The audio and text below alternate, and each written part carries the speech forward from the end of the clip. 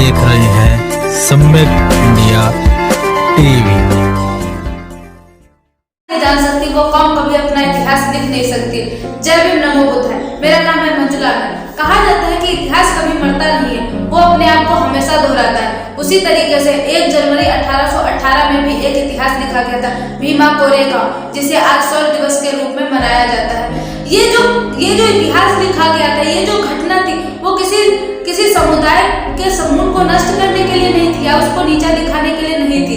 ये लड़ाई जो थी वो थी अपने आत्मसम्मान और स्वाभिमान की लड़ाई थी, जो उनके खिलाफ जुल्म और ज्यादती जो हो रहे थे उसके खिलाफ लड़ाई थी। क्योंकि उस वक्त भारत पर एक तरफ अंग्रेजी हुकूमत पूरे भारत पर राज कर रही थी और दूसरी तरफ भारत के कुछ लोगों के द्वारा ही भारत के लोगों पर ही राज किया जा रहा था। उन्हें वर्णों में बांट करके, जातियों में बांट करके उनपे जुल्म और ज्यादती की जा रही थी। उनसे उनके जीने का अधिकार भी छीन लिया गया था। क्योंकि किसी भी इंसान को अगर आज हम देखें, किसी के गले में अगर हांडी बांध दी जाए, पीछे झाड़ू बांध दिया जाए तो कैसा लगेगा। लेकिन ये हमें सोच करके अगर हम सोचते हैं तो हमें कितना बुरा लगता है। लेकिन उस वक्त के अगर हालात देखें तो ऐसी जो जिंदगी थी उस वक्त के कुछ लोग जी रहे थे। ये जो कहानी है, ये जो भीमा कोरेगांव की जो कहानी है, जो इतिहास है, ये महाराष्ट्र जिले के पुणे में स्थित भीमा कोरेगांव की कहानी है, जहाँ पर पेशवाओं के द्वारा निम्न वर्ग कहे जाने वाले लोगों पर ऐसे अत्याचार और जुल्म किए जा रहे थे। ये जुल्म इतने भयावह थे, इतने भयानक थे, इतना ज्यादा चरम सीमा पर थे, क्योंकि किसी भी इंसान को अपनी मर्जी से कहीं आने जाने की आजादी नहीं थी। वो अपनी मर्जी से कुछ खा नहीं सकता, क्योंकि वहां पर जानवर तो अपनी मर्जी से घूम सकते थे, खा सकते थे, पानी पी सकते थे, लेकिन इंसान नहीं कर सकता था। उस वक्त महार कम्युनिटी के लोग अंग्रेजी फौज में भर्ती हुए थे। अंग्रेजी फौज में भर्ती होने के लिए अंग्रेजों ने एक नियम बनाया था कि जो भी व्यक्ति अंग्रेजी फौज में शामिल होगा वो उसे पढ़ना लिखना जरूरी था। तो जब ये लोग जब अंग्रेजी फौज में शामिल हुए तो उनको पढ़ाई लिखाई, जब उन्होंने पढ़ा लिखा तो उनमें स्वाभिमान जागा कि जब हम पढ़ाई करते तो बराबरी की बात करते, क्योंकि अंग्रेज लोग भी जो थे वो बराबरी की बात करते थे, वो किसी भी इंसान में भेदभाव नहीं करते थे। इस चीज को उन्होंने महसूस किया कि हमारे ही देश के लोग हमारे साथ छुआछूत जैसा व्यवहार करते, हमें जानवरों जैसा ट्रीट करते, लेकिन यहाँ पर ऐसा नहीं है। तो उनके अंदर स्वाभिमान जागा और वहां के अंग्रेजी फौज में 500 महार बटालियन में शामिल हुए महार फौजियों ने 28,000 मराठियों के खिलाफ एक जंग का ऐलान किया और उन्होंने इस जंग में पेशवाओं की सेनाओं को हराया और अपने स्वाभिमान की लड़ाई जो उन्होंने लड़ी थी उसमें उन्होंने विजय हासिल करी।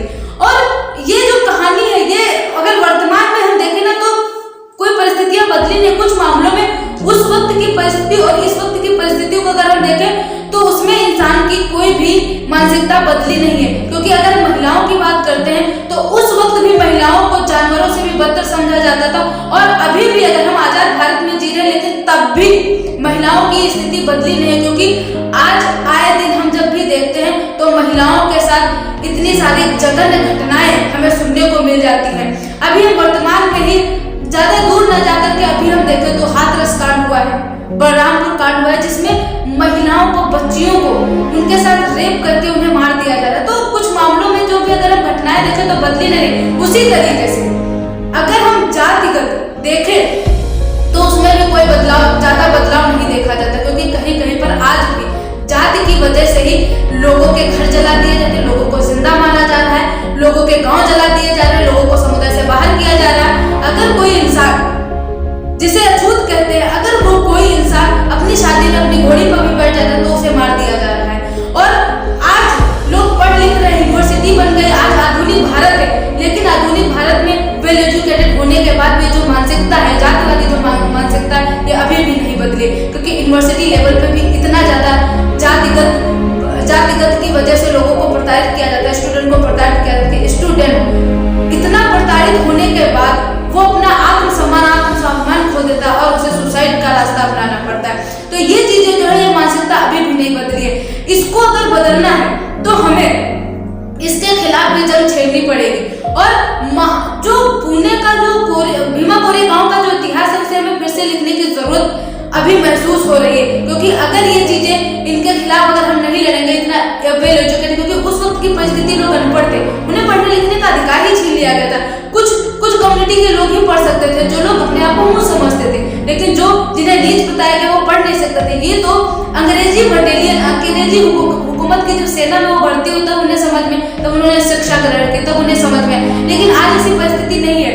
आजादी के 70 साल से भी ज्यादा 70 साल से भी ज्यादा साल हो चुके हैं, लेकिन फिर भी हम छुआछूत और जाति भेद की ऐसी मानसिकता से हम आज भी बाहर नहीं निकल पाए हैं। ये क्यों हो रहा है? क्योंकि अगर हम बुद्ध को भी देखते तो बुद्ध ने समतामूलक समाज की बात कही, उन्होंने समता स्थापित करने की बात कही। समता स्थापित करने की अगर उन्होंने बात करी है तो कहीं ना कहीं समानता थी। अगर बाबा साहब ने समानता, स्वतंत्रता, बंधुता की अगर बात करी है तो कहीं ना कहीं असमानता थी, अस्वतंत्रता थी, कहीं ना कहीं आजादी नहीं थी।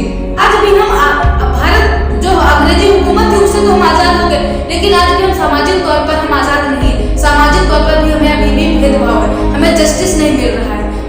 और आर्थिक तौर पर तो भेदभाव है ही। आर्थिक तौर पर तो हम बहुत सारे अभी भी कमजोर लोग हैं, जिसकी वजह से वो अच्छी एजुकेशन नहीं ले पा रहे। जब अच्छी एजुकेशन नहीं ले पा रहे तो वो आर्थिक भी बराबरी नहीं कर पा रहे, क्योंकि कुछ लोगों के पास पैसा है और कुछ लोगों के पास नहीं। तो ये जो बराबरी है, ये जो भेद, जो ना बराबरी है, ये अभी भी कायम है, ये बराबर नहीं हो पाया। तो जब तक सामाजिक परिवर्तन नहीं होगा तब तक हम आर्थिक परिवर्तन भी नहीं कर पाएंगे और राजनीतिक भी परिवर्तन नहीं कर पाएंगे। लेकिन जो सामाजिक परिवर्तन है, सामाजिक परिवर्तन के द्वारा ही आपकी आर्थिक परिवर्तन बढ़ेगा, राजनीतिक परिवर्तन भी आएगा। और राजनीतिक परिवर्तन, अगर राजनीति अच्छे से चले, अगर राजनीति में बैठे लोग भी अच्छे से अगर अपना काम करें तो सामाजिक भी परिवर्तन होगा और आर्थिक भी परिवर्तन होगा।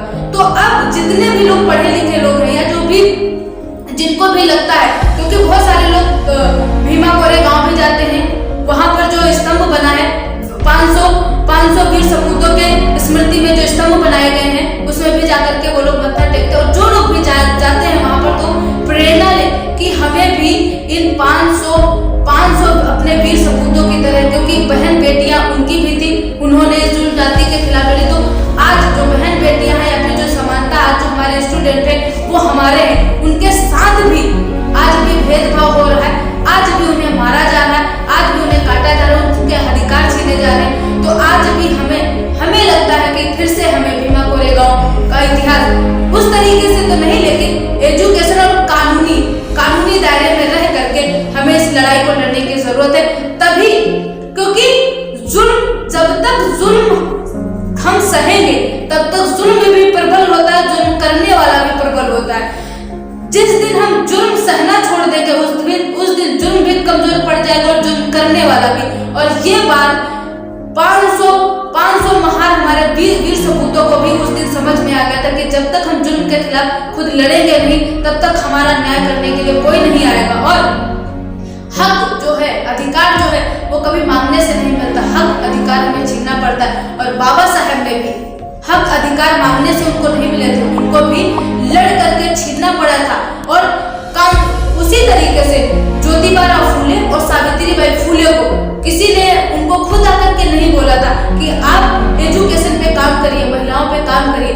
उन्होंने भी ये बोला था, उन्होंने भी इस सामाजिक कुरीतियों के खिलाफ जंग छेड़ी, तब जाकर के उन्होंने हमें एजुकेशन का अधिकार दे पाया। और तब जाकर के उन्होंने पुणे में ही 18 स्कूलों की स्थापना कर पाई थी, क्योंकि ये जो पेशवाओं का जो राज चलता वो पुणे में ही चल रहा था। सभी को